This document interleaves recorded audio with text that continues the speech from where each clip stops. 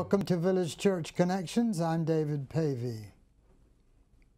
In 1835, Andrew Carnegie was born in Dunfermline near Edinburgh in Scotland.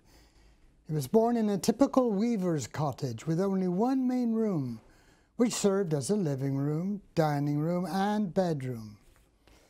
In 1848, when Andrew was 13, the family had such a struggle to make ends meet that they decided to borrow funds and emigrate to the USA, hoping for a better life.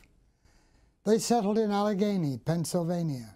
Andrew began working without delay, initially in a cotton mill, laboring 12 hours a day, 6 days out of 7, for a salary of $1.20 per week.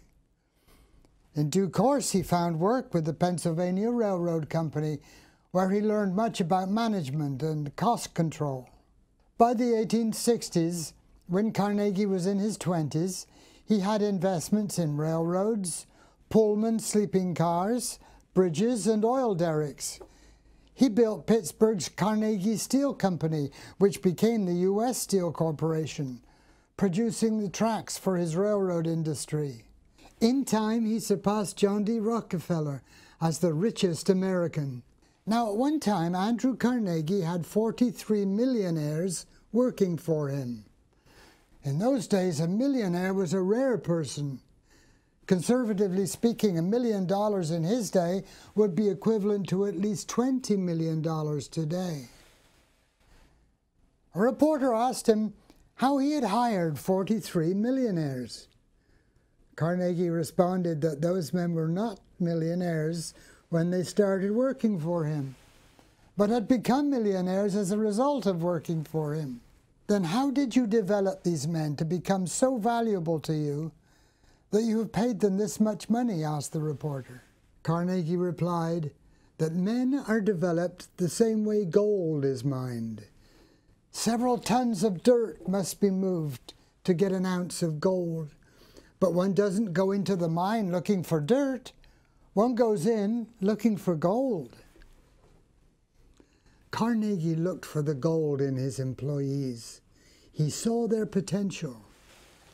It's amazing how some people will grow into great leaders when their potential is discovered.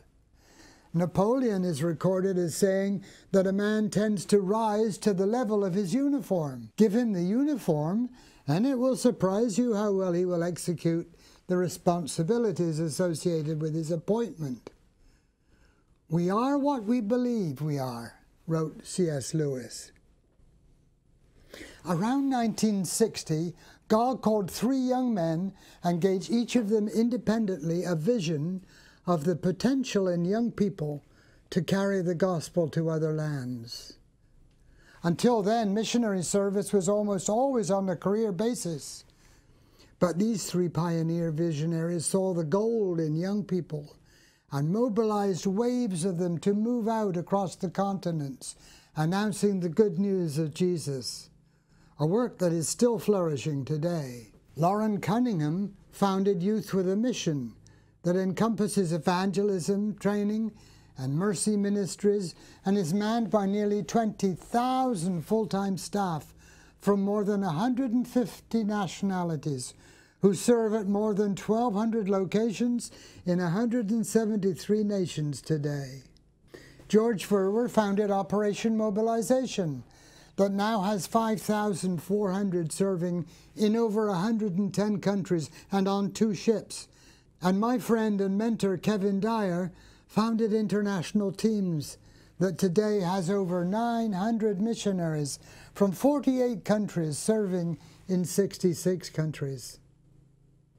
I never saw myself as a leader until Kevin challenged my wife and me to leave our pleasant home near San Francisco, my tenured teaching position, the church planting ministry we were involved in, to take a team of young Christian workers to Lyon in France in 1969.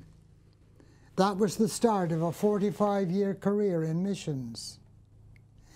These 3 men developed organizations which saw beyond the dirt to the gold in young people. I wondered at times how some of these fledgling missionaries would ever amount to anything. but they usually rose to the level of their uniform. And many today are gifted, influential career missionaries doing stellar work in difficult places as career ministers. That's exactly the way we need to view people. We need to look beyond the flaws, the warts, the blemishes, and see the gold. See them as God sees you. God doesn't call the qualified, He qualifies the called. The Apostle Paul underlined this fact in his letter to the believers in Corinth. Brothers and sisters, think what you were when you were called, he said. Not many of you were wise by human standards. Not many were influential. Not many were of noble birth. But God chose the foolish things of the world to shame the wise. God chose the weak things of the world to shame the strong.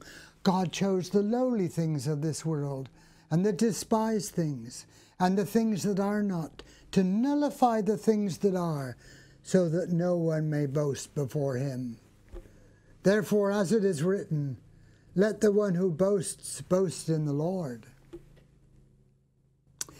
Carnegie's story is not just about his wealth and philanthropy. It's a reminder to look for the gold in others. And thank you for tuning in once again to Village Church Connections.